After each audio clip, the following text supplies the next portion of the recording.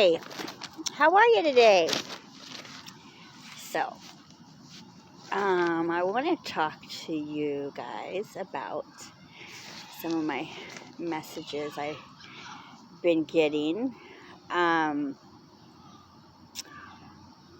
When he sent me the one about Agape Love, and I thought, oh, what a sweetheart. He's such a romantic. And then he said, now focus and turn your attention upon Father facts. When you now pray to me, you will experience less talking from you and doing more listening, so you can begin to really understand when I am telling you what to do. Your earlier prayers for wisdom and discernment have been answered. When you are struggling with the question of what to do, ask me. I like how he even told me, he's like, I want to be your business partner, to know this. And I thought, you cheeky bugger. It was your idea in the first place. You put it in my heart and in my head. But he's teaching me that you don't get a win unless you play in the game, right? You get loved for it. You get hate for it. You get nothing if you wait for it, right? So he tells me, stay away from negative people. They have a problem for every solution. You are prepped and ready. You are to be the matriarch. The love and the blessings you receive does not come from your toxic family members. It comes from me. It's like the blind leading the blind with their negativity and falseness. They are excluded, he's telling me. You are planting a new tree that will be fruitful with an abundance of, prosperity. So I think back and I realize that, the trials and the tribulations that I've gone through, including even, seeing my mother after so many years, how just awful. It turned the funeral into like a war, It's especially at a death of her son. She should be focusing on, everybody encouraging to each other and loving and, and she was just literally, saying things that were not even true to get, her kids to be on different sides. And that's sad. I never want my kids to be like that. I definitely will continue to have nothing to do with her. My children don't even know her, and it's because they don't that they are loving beings, and I treat my kids equally. I'm not ever going to be like my mother and love one child of mine more than the other, and I'm never going to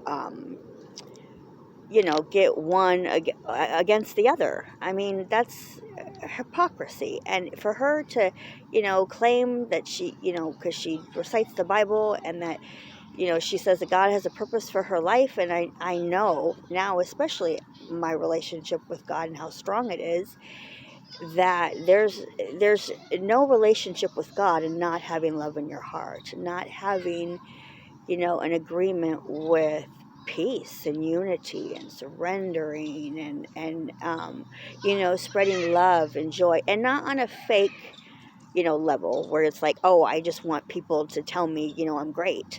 No, I mean, I love and care about people genuinely.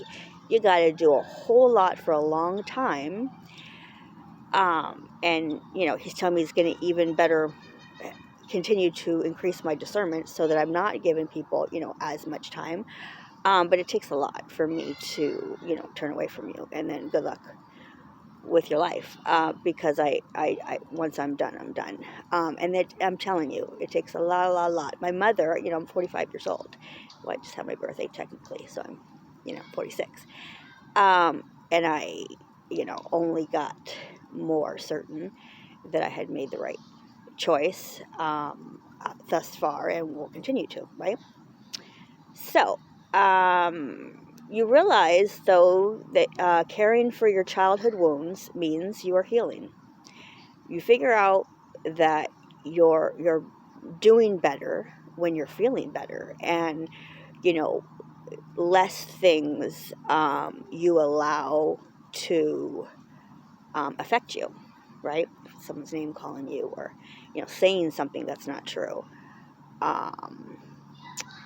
And especially since she specifically was adamant about something she actually did. So not only did she deny that she did it, but she got family members to be on the wrong side of the argument just so she could feel better. And so to me, that's toxic. That's not at all, God or God's purpose, right? Anyway, so I'm not going to, keep going on that. But I love how he told me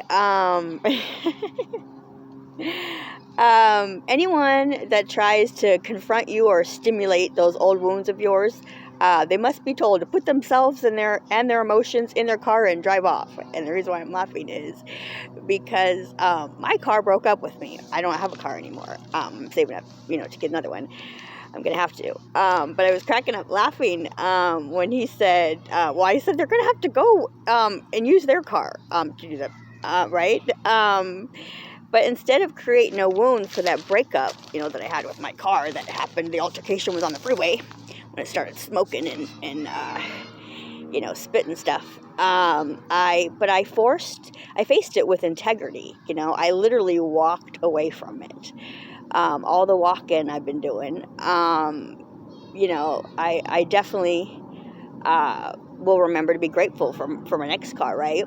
It will start off healthier. It'll be a healthier relationship and a newer car for sure. So that it remains healthy, right? And I will have gratitude. I will appreciate it. I will take better care of it. I realize there are so many things we lose because we are not grateful for them. And that could be, a relationship even, or just something that we just, assumed we were going to, have. It would just be there, right? We should never take advantage of anything or anyone, right? Because we often end up regretting it, especially when we don't have it anymore. I think back to a thought I had around the time, my brother's funeral, my mom and my siblings couldn't come to agreement with how to handle his, farewell. I then decided I lived my life, I lived my life in a box. I don't want to be buried in one. God has my soul. My flesh is nothing that will preserve. So I save it, right? So, but I also realized to be grateful for the fact that my children don't even know my mother. And what they do know is what I've taught them. And they're loving beings and strongly of each other because of that, right? Because I was never in that spirit of let me get one kid against the other, or let me favor one, from the other. Never, never, never. That's, even if I have 4 more kids, and end up with 8, I still am not going to have, child number 2 is going to, be better than child number 8, or, that's crazy. I think that you should equally love your children. That is the biggest thing I made sure, I didn't follow with, right? And to never turn away from them when they need you, and to always be loving and, unconditionally. If my kids even say something that I'm not cool with, Father God's teaching me to be fair, but firm, and, not allow, put them in their place. I did with my adult son when he, said something not kind, and I said that's low vibrational, even for you. Don't talk like that. And so kind of took him off guard. He also can tell. Not only, it's like he can tell too that I have such a stronger relationship with God because of now the way I talk to my kids, even if I'm like correcting them, right? Because yes, they're adults, but because I have such a strong bond now with God, he gives me, like an instant, like, almost like an appropriate thing to say, that literally they'll stop and think about it for a moment, right? More versus more than just like a stop, don't do that, or you're hurting me, or it's like a direct, um, firm thing where he goes, you know, right? I love that.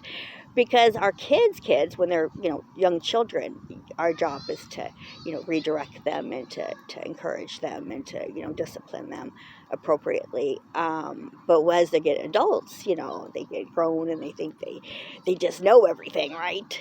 And they don't. But, I just have learned to be really good at still reaching them, and them, um, listening to what I'm saying.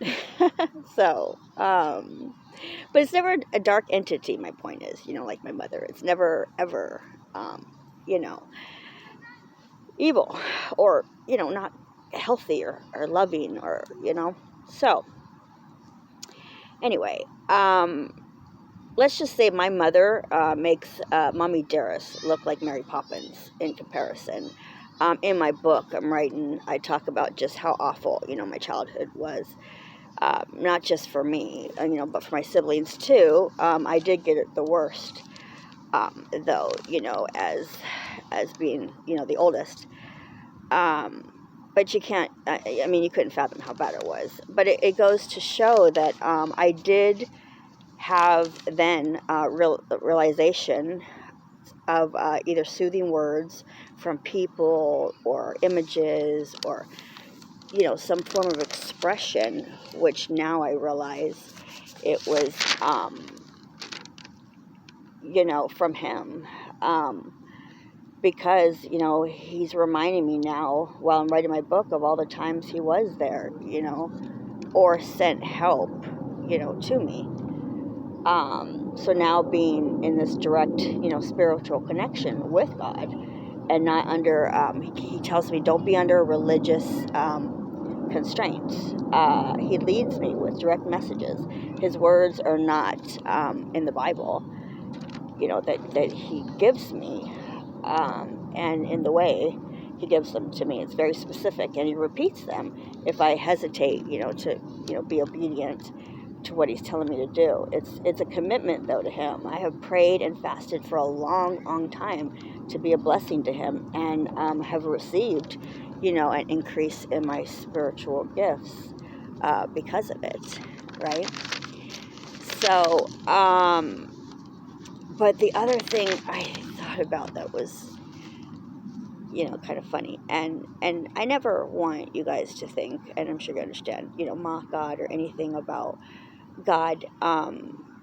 It's just sometimes funny with, he really does talk to me as a father.